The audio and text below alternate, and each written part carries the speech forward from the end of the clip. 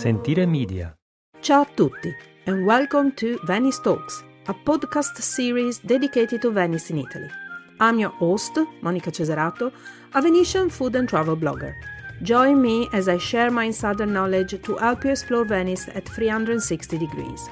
In this weekly podcast, we'll dive into the heart of a city, uncovering hidden stories and connecting with the people who make Venice unique. The artisans, the writers, the fashion designers, the bloggers, the journalists, and more. Let's break free from cliché and discover the true essence of Venice, not just the monuments, but the vibrant people, the Venetians. Experience Venice the right sustainable way. You can find me on my blog at www.monicacesarato.com and across all social media platforms. Enjoy the episode and let's journey through Venice together. I want to hear from you. If you love Venice as much as I do, send me a short audio message, less than 2 minutes, via email at info@monicacesarato.com or via WhatsApp, sharing what makes this city special to you. Whether it's a favorite memory, a hidden gem, or simply why Venice holds a place in your heart, I'd love to feature your voice in an upcoming episode. Send me your recording and be part of Venice Talks. Welcome back to Venice Talks, Season 3, Episode 3. Hi everybody, welcome back to Venice Talks. Again, Season 3. I still can't believe it, we're on Season 3 already. And today, I finally have somebody back with whom I haven't spoke for a while. We met her on the first season. I'm not sure if we spoke on the second season, but definitely on the first. And I'm so happy to welcome back Stefania Giannici from Paperoowl. Ciao, Steffi. How are you? Hi, Monica. I'm fine. And you? As you can hear very well. Listen, darling, I cannot remember. Did I interview you for the second season or not? No. Oh, I'm so sorry. No, my God. Don't worry. It was not your fault. It was my fault. You were busy. Yeah, too much. That's good. So, first of all, that was really a hard year last year. Oh, God. Well, okay. First of all, you moved. Yeah. And this is the first big things to say. Okay. In September 2023. Yes. And I got to say, you moved to a most beautiful shop. I adore your shop. It is what I would define the perfect shop. Yeah, we can say like that. It's beautiful. You got so much light, so much space. It's warm when you walk in. I mean, even considering that you sell paper, that on his own paper is cold in something a way. That makes something warm. Yeah.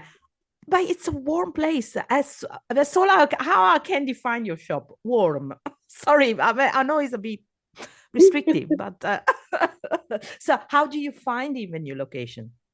For chance, I was passing that fundamental, that street many times during a day, because it was my, we can say, everyday path to go work. Uh-huh. Once I've seen the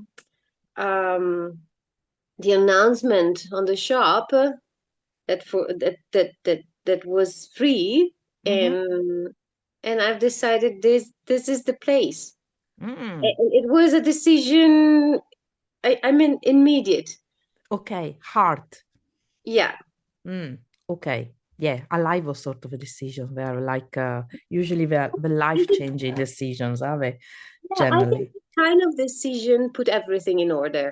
Yes. Like every time I had my that kind of intuition in my life, everything goes as I was looking for. So yeah, as it was meant to be. Yeah.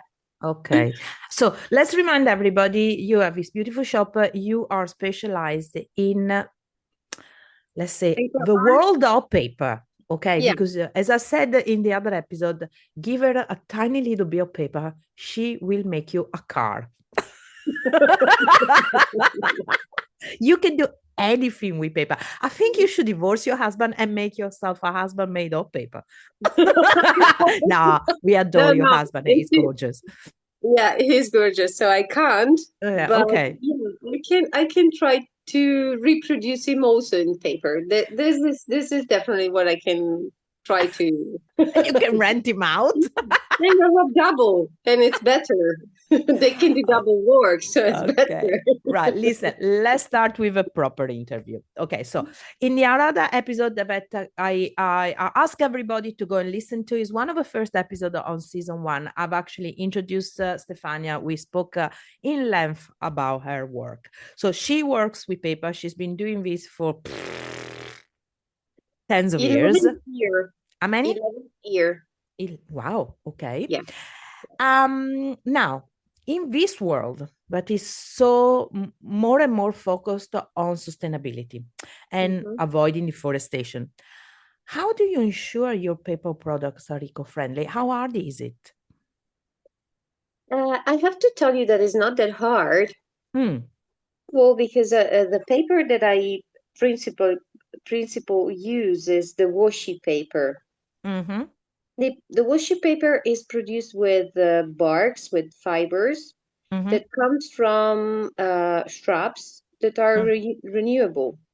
Ah, okay. So it is not a paper that needs to cut trees to be Okay. made. Okay. And this is the principal ones, and it's made from three kind of fiber that they are the most used in Japan, that are kozo, mitsumata, and gampi. Mm-hmm. Then I use other kinds of paper that are produced in Europe principally, Mm-hmm. and this kind of paper, and I know that everyone can see this. If it has the mark FSC, so Forest Stewardship Council mark, Mm-hmm. is certified to be a paper that doesn't cut. Uh, uh, Trees. yeah. I mean, they cut trees to produce it, but they cut in a way that you are sure that that forest was treated in a right way. So Mm-hmm. And also, do they replant the trees at the same time? of course, of Okay. course, and in a forest, it is how can I say? You have sometimes to cut some trees Of course, you do because to maybe renew they're it. all, So yeah, they're old or they're diseased or something like that. Yeah, yeah, of course. Okay, I kind of knew when I know this time I went on very heavy questions on you, but I kind of knew that if I gave you this question, you'll come out with a great answer because you've always been you one of my friends that is the most attentive to the sustainability, to the environment, to what's happening around the world. So I kind of knew you wouldn't let me down on this. and, and also, yeah, I can tell that to me is not too hard to keep attention on this Hmm. subject, because to me is a way to um, give back Yeah. something that I'm sure that the world, the environment gifted to me. So Mm-hmm. it's natural. It's part of the life. Mm-hmm, mm-hmm, mm-hmm. And with this, we covered also the second part of the other part of the question that I haven't made, but you just already covered it. So when people come to you, oh, that I'm pretty sure they do because you got plenty of customers, you got plenty of nice people, but you also have some not nice, so nice people. How do you respond to them when they view paper as a less sustainable option in today's digital age? Um, um, First of all, I would like to add something to the first part of Of my course, answer, and is the fact that the floor is yours. yeah, so is the fact that I also try uh, every year to add how can I say, something new in my path of sustainability Mm-hmm. to feel better with what I do. Yeah, yeah, So with your the last conscience and yeah, yeah. in the line with the person you are. Yes. Yeah, so the last thing that I've decided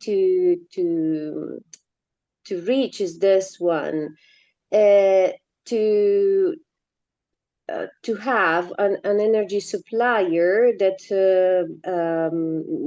make energy from renewable sources. Okay. And the last that I've taken is 100% renewable sources. So this Oh, is wow. yeah, yeah. This is another thing that I've decided to. I know that the costs are not the same of energy supplier that doesn't this sustainable path. But as I said, to me, it's really important to Mm. follow this path as the best that I can. So, Mm-hmm. used to say that crafter are sustainable in DNA. So Mm-hmm. they used to say this, Mm-hmm. but I can't agree at all. I mean, it also depends on how you choose to make the stuff you make. Of And course. in fact, I do not use, I do not recycle material in my case, but I use material and I buy it and I use to make the stuff the most of time. Mm-hmm. I've decided to make other kind of decision I mean, to balance the other part of the work that is not and can't be sustainable Mm-hmm. 100%. But I got to say, even when I see you working, I wasn't really joking before when I said that we can give you a tiny bit of paper, you can make a car, because I see you working. And even when you're cutting away, I saw you, even with the remnants of paper, still going ahead and making things. So I Yeah, think you as an, in your particular craft, you as an artist, you have, I don't know, correct me if I'm wrong, but you have very little leftover, very little, very yeah, few but that you throw away. I think we can tell the same for the most of my colleagues. I mean, Well, if I think, in your no, wait. In your okay, kind of line of work, because there are crafts out there, and I won't name them, but where they do throw away a lot. okay, yeah, Okay, could be, because it's a to me it's way. easier. We You, can say like that. To me, it's okay, easier because Ben. as you can explain quite well, I can use really tiny pieces of paper to make my stuff. For example, the jewelry. So Hey, that's what I'm saying, So yeah, it's compared to other materials where, I mean, I'm gonna name names. So I'm sorry, but it's not name yeah, names yeah, as a not person, but same. craft. Let's say the Murano glass. Okay, let's take Murano glass. They throw away tons of Murano glass during their work. Not because they want to, but because they're forced to, because if they put a vase in a furnace and it comes out, they never know if, well, they should, but sometimes it doesn't work and it explode.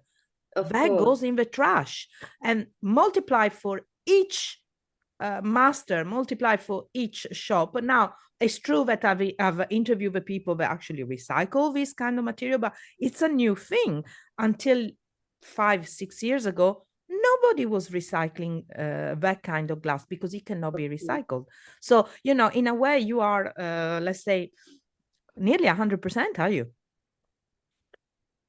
okay. I don't know if we Okay, can say okay. that, Why but don't nearly I try to be. as I much try to be the yeah the as you can.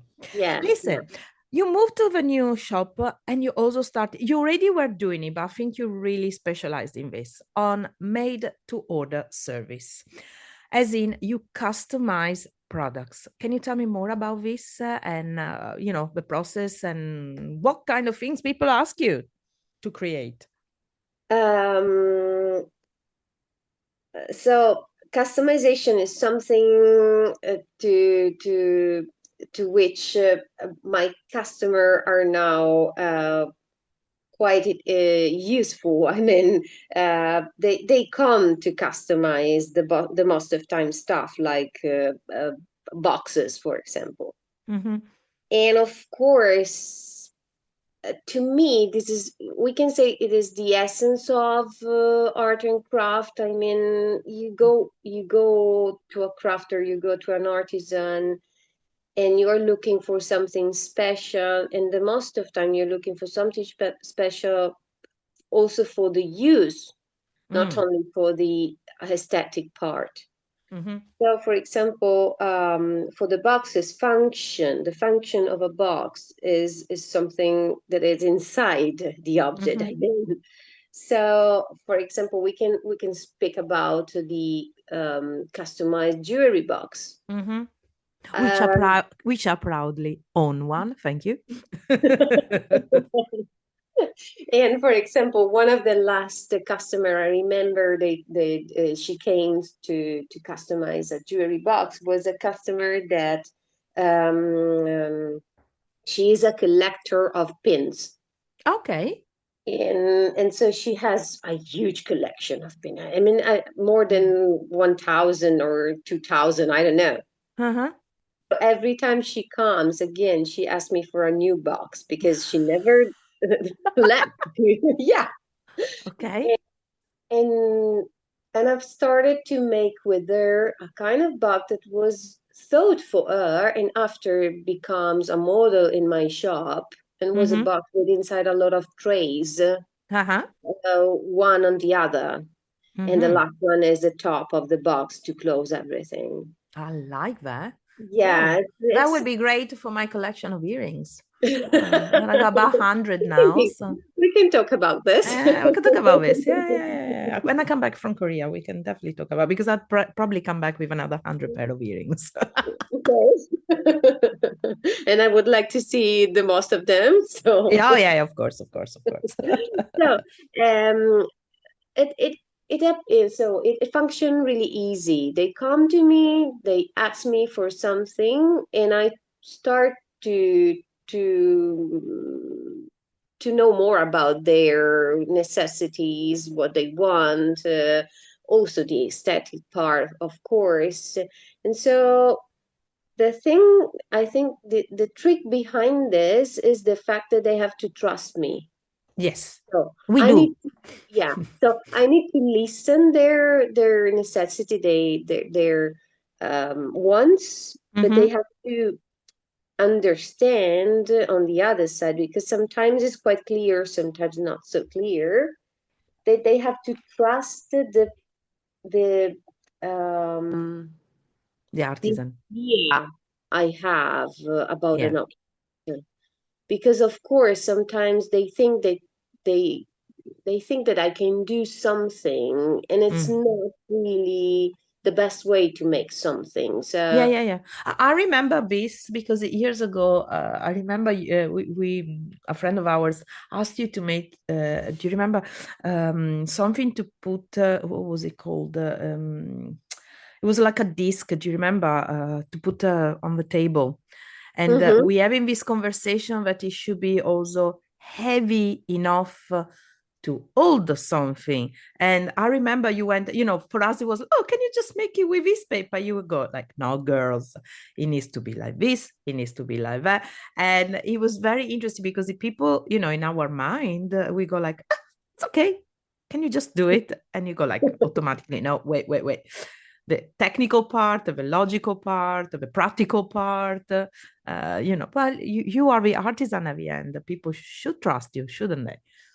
Yeah, and if it happens like that, it's really easy. I mean, Ah, okay. yeah, it is, because I just listen to people, and we try to find the best way to create an object. Mhm. So, mm, What's the most strange thing you got asked to do? I can tell like one of the last one that was a tube. We can say the word tube, even if it's not the precise word, but a tube Mm-hmm. to um, that was a case for a Torah scroll. I don't know how the name it is For a what? for a Torah scroll. Okay. Oh, for a scroll. Okay, so a cylinder. Yeah. Yeah, yeah. Oh, wow. A Oh. new kind of box, we can call like that, of holder. that Okay. they asked me to make, and it was Oh my God, that must have yeah, been amazing. Oh it is. wow. Even because as you told me, uh, when this person come and ask me this, I was like, okay, I have to make just a tube, but it's not that easy No, no. because the shape of the Torah scroll is specific, because it has to be, if you turn it upside down, it doesn't to came out. So there was a way to Oh, build the top in a specific way, and this customer was really, really precise in his um, requests. demand, yeah, Yeah, yeah, questions. yeah, yeah. But that's good. Listen, how does offering this, customized bespoke design allow you to connect more deeply with your clients? I mean, do you have, like you were saying, you have this lady that now keeps coming back. Do you have many of these type of clients? What kind of relationship comes out at the end? Yeah, I think I have a lot of clients that come, customers that come back to ask me further stuff. Sometimes the same kind of stuff. Sometimes they just start to trust me and they ask me for other kind of different stuff. So I think, as I told you, the fact that you have to understand, and so you have to make a lot of question to understand what they want. It becomes easy to get deep in touch. Mm, uh, I think it's a fact of when you listen people mm. in a sort of way, you um, le accogli. I don't have the You word in. welcome them. You Yeah, welcome them. and they feel this, and Mm, so it, it, the relationship start quite easy. hmm. Good. uh, when things came another one, you ask for something and they tell you more than what you asked. Oh yeah, of course. Well, I mean, I visited your shop, but never last 5 minutes. It's usually at least half an hour to an hour, if not more. Yeah, And it's not just me, as because sometimes I'm sitting there with you, every so often when I come and see you, and I see the people. They walk in and they have a chat, and then they start telling you their life story. yeah, and also the fact, perhaps is the fact that I'm curious about people. So Yes. I like to talk with them. I like to know them, and I like to understand them. And it was part of the fact that I've decided to be an artisan. And the Mm, other kind of job in my life that I've made, they were always in contact with public, with mm, customers. yeah. So I think I like it. Oh, I know. I know what you're talking about. So I don't think I could never do a job where I'm not in Alone. contact. Yeah, I'm not in contact with the world one way or another. Listen, you're in Venice. Hmm. Venice, rich history, paper and printing, hand in hand, Hmm. especially during Renaissance. How does this legacy inspire your work? Okay. Oh, Um, and I connect it. Okay, I connect it. And how does and do you manage to incorporate this heritage into your designs? That's it. okay. So I want to be fair on one side, and on the other side, I want to be true with my answer. Yeah. So Venice is not a direct source for me. Okay. Um, uh, the only stuff that I make, looking at this big heritage that Venice gifted us, is the miniature in of the boxes, or diorama we can call, that I made on the CD, and I still produce. Okay. So this is the direct source that Venice give me. Okay. For the rest of the stuff I make, I'm not directly inspired by the city, Mm-hmm. because I'm a person. I'm I'm hungry of stuff. I'm hungry of information. I'm always looking for something new. I love Okay. the far cultures. So I'm really attracted, for example, from Japan, as you know, but I'm Mm-hmm. attracted also from African kind of art, from everything is far from me. Wait. And In a way, well, you I, are Venetian because of that's what course, Venetian used to do. of course, but as I told you, it's not a direct source. We Okay. can say it's the city that inspire me in a way that is more. mm, Well, you're doing what Venetians used to do. You're branching yeah, out. So it's in a way you're doing it the other way around. It's a reverse kind of um, being influenced. It's not so much as you're influenced by Venice by what it looks like and its heritage, but by what Venice used to be like. So a country, because it was a country that was expanding itself all over the world. it's true. I don't know if they used to be so, we can say, in touch with the culture they host. Well, they used to bring back so much as merchant. Well, obviously they were merchants, but as merchants, yeah, they brought back so many things. So in a way, Of you course, cannot be not in touch with the culture.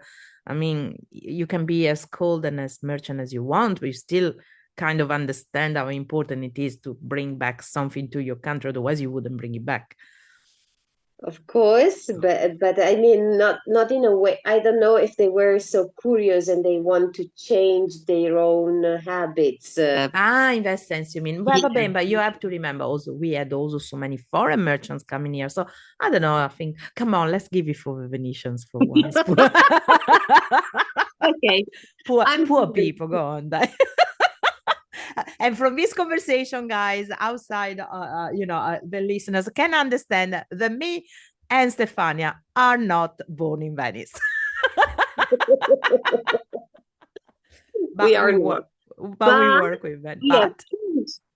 As the most of the past inhabitants of the city, yeah. we have choose to live here. Oh, So you choose. Oh my God, every day you choose.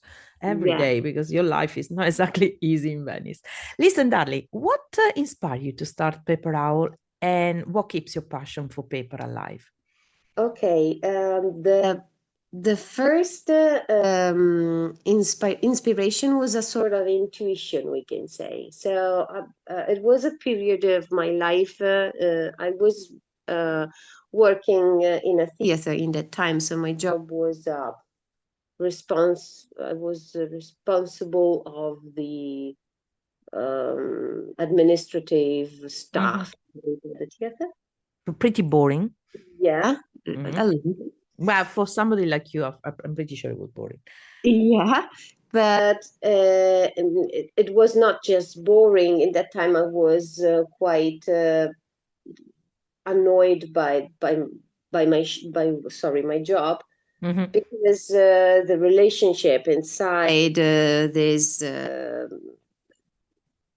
team were not Mhm. so easy. Mhm.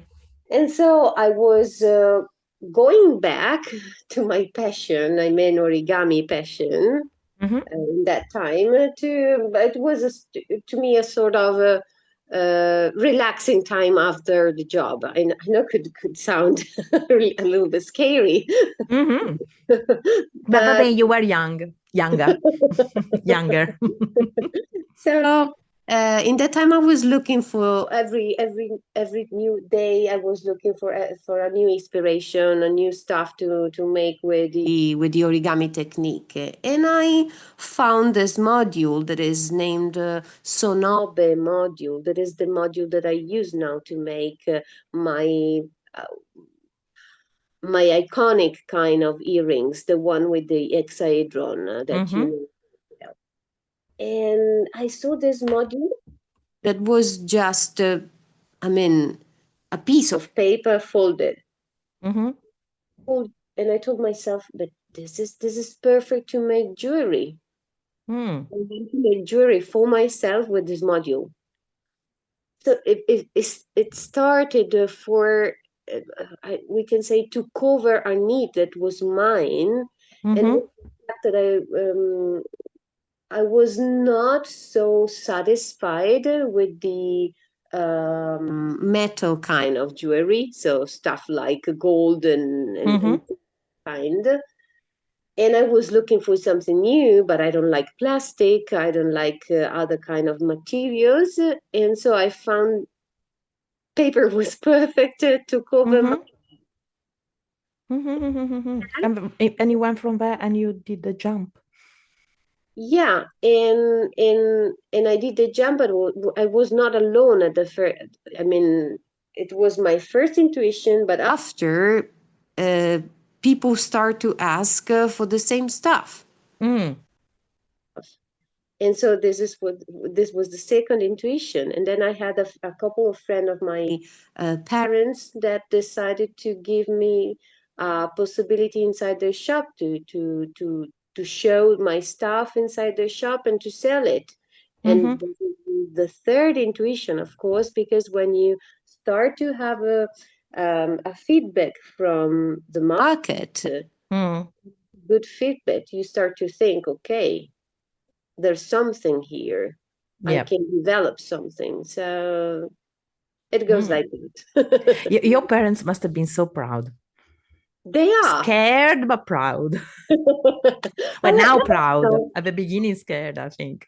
I don't know if they were properly scared because they really, I can tell they really trust. Every time I do something, they really trust in Mm. me. Well, they And know you because they know you kind of oh, um because they are generous. I think there is also a part of them that is really generous. So they give mm, you time to develop the what you want to develop.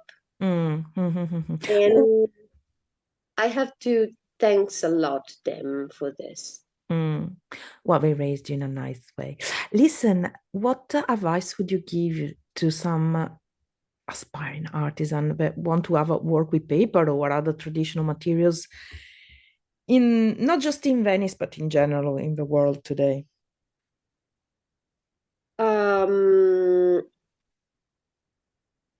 you want me to suggest No, something? I don't know if you got any advice. If you don't, say like no, stay home. That's fine. No, no, no.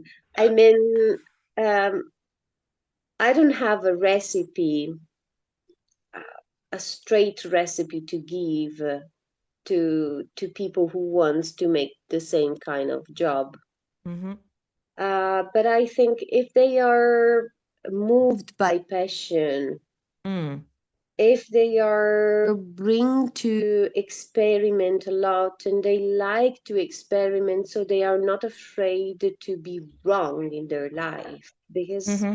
the most of time the way as artisan we discover things is through uh, pushing the material, if you can understand what I mean.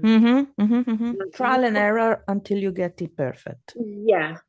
And also through the error, you discover new stuff. Of course. Of course. So you don't have to be afraid. Mm, And and I think this is also the thing that put us as artisan, if even if we are micro artisan, and so we have micro kind of business, but we can be compared to an entrepreneur hmm. one for the fact we take every time risks. Of course. Even in the stuff we make, we take risks Of because we course. make new kind of stuff. We always okay, you can tell me it's not always like that because there are kind of traditional artisanal job that are they follow a path Mm. Yeah, but based. that's the difference between a true artisan But I think, that is on the verge of being an artist yeah, and and I think somebody that that just the repeats. artisan, even if it does, for example, forcole in a way Mm, that is really traditional, but it always puts something new inside. exactly, exactly.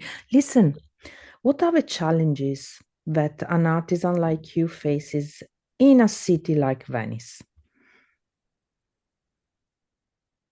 Dead. Um, She's dead. no, because there are many. There are many, There's many so many challenges. that she said I can't tell you in five Yeah. minutes.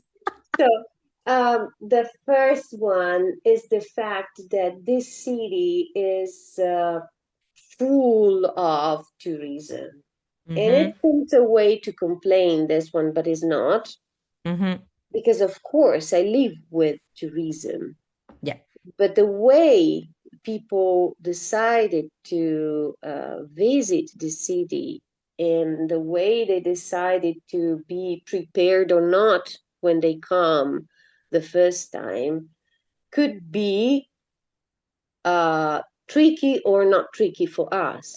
Mm. So sometimes we face with people that they have no idea about the city, about the fact that it's not just Rialto and San Mark Square. So, and sometimes I have, for example, customer that ask me, why you are so side apart in the city? Why did you choose to be in a place that is not so reachable and it's far from the city center? Exactly because of that.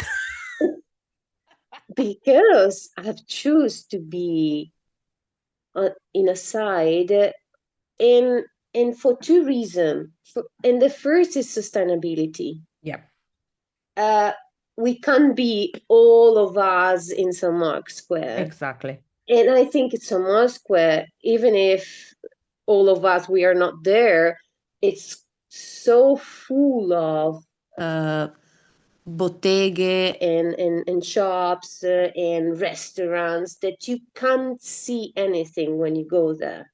Mm-hmm.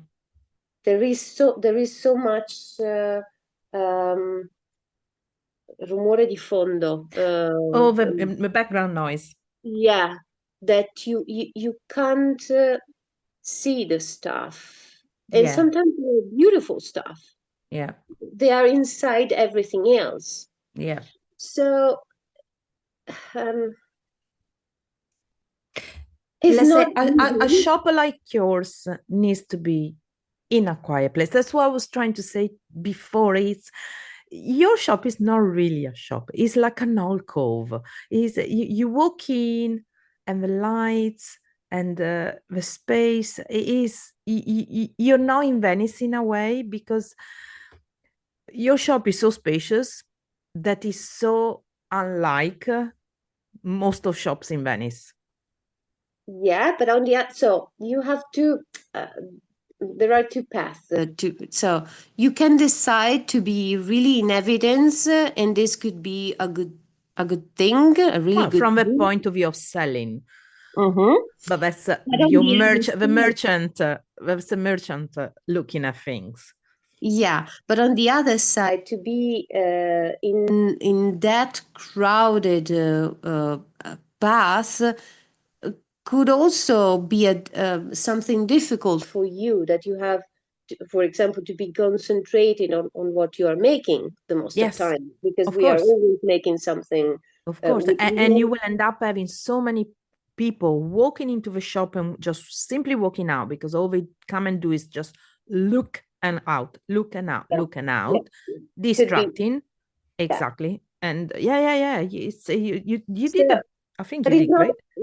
what I was telling to what I want to tell to you is not easy to make a choice like that. So the first challenge is to understand how you can balance between be seen Mm, and also make your job in the best way you can, and on the other side sell, but not too much, on the right price, because you have to pay your work, but on the other side it has to be affordable. of So course. Mm. Yeah.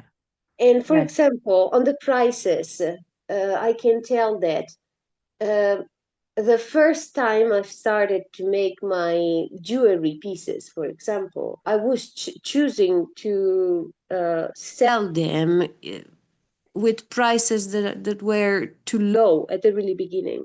Mm. And so there was a loss. I was not gain on them. Mm-hmm. After was really difficult to me to get the right balance between right price. It means affordable outside, but good for me to gain. Yeah, of course. And You're not charity, you know. You have yeah, your bills to pay like everybody. but on the other side, I've started to understand that there was a way to be as fair enough outside and to gain on my stuff, making what I want to make. So Mm-hmm. balance and having a lot of, and you know it, I have a Yeah. lot of different models in jewelry, Yeah. so they can be affordable for the people that they want to be affordable and they're pretty enough to be choose. But on the Mm-hmm. other side, I have pieces that I really spend a lot of time to make Yeah. them, and they are less affordable, of course. But to me, this is fair enough. Mm-hmm. So I can let people buy my jewelry, and I have a lot of different customers with a big possibility of spending, low Mm-hmm. possibility of spending. Mm-hmm. Another challenge could be um, the fact that during the year we have period of nothing in Venice. I mean, January and February, for example, are really calm, and Mm-hmm. not because we don't have tourism, but for the fact that the most of Venetian inhabitants go go far. They go holiday. They Yeah. close for a month, the entire month, and you know that this is a city that is quite.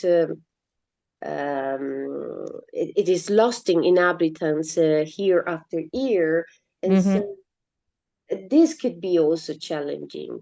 Mm. And Yeah. then And the you cost. don't And the have a cost. regularity. The cost of renting a place in Venice as an artisan is outrageous. It is crazy. It is, but here I have to tell that for both my shop, I had a big fortune. So the first shop was not that expensive for the position, and this one is the same. It's not that Mm. expensive for the But position. you have got to admit, you're lucky Yeah. because we speak to many others and, it's not the same.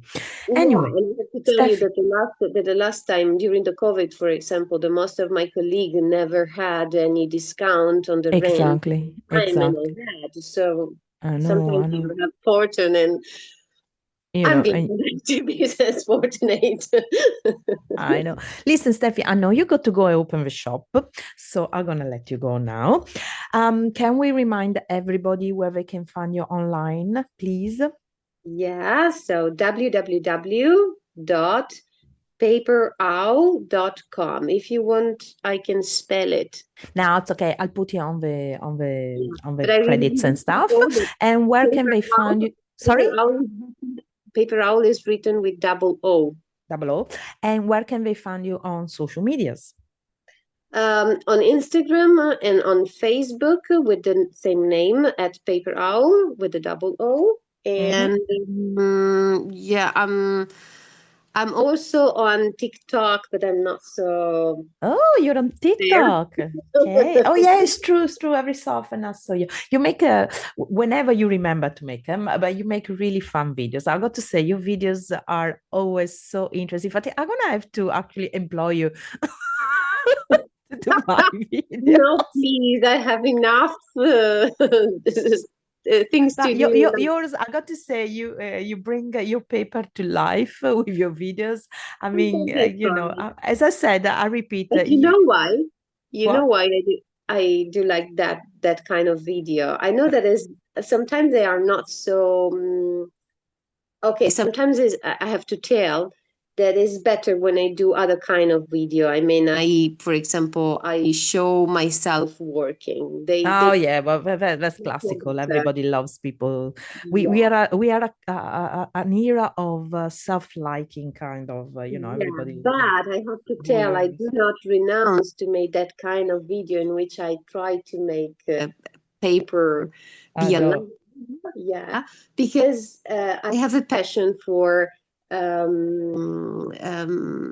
stop motion animation. Right. Okay. So I've, in my small way, Yeah. You're and trying to. yeah, Cool. to make the same, but okay, it's like a sort of joke. Oh, Steph, it was so nice speaking to you. So sorry I didn't interview you on the second season. So sorry, so sorry. But No, I made up. I made up I'm- today. yeah, and I'm sure we have much more to say when Oh, we. don't worry. When we go to the fourth, I'll call you again. Have a great day. Ciao, ciao, You cara. too. Thanks again. Ciao. Grazie. Ciao. Thank you, Stefania, for the wonderful chat. You can find Stefania on her website at www.paperowl.com and on all social medias as Paperowl. Thank you again for listening. Venice Talks podcast is a production of Sentire Media, created, produced, and hosted by me, Monica Cesarato.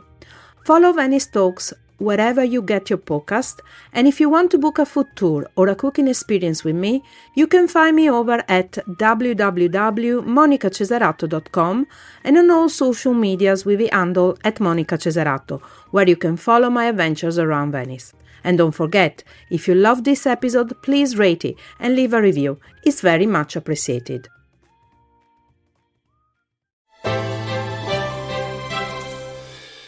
Hey, podcast producers and show hosts. Do you want to join a podcast network that celebrates all things Italian? At Sentire Media, we understand the allure of Italy and its unique culture. Our devoted team of hosts and producers are all driven by their shared passion for Italy. And we work tirelessly to create the best lifestyle podcasts and content that will whisk you away to the very heart of Italy. With us, you can savor the mouth-watering flavors, get lost in the stories from the past, break down the cultural barriers, and truly immerse yourself in the vibrant traditions of this intoxicating country. If you have a great podcast idea or are already in production and would like to join Sentire Media, head over to sentiremedia.com, that's SENTIRE media.com, and find out how to submit your show.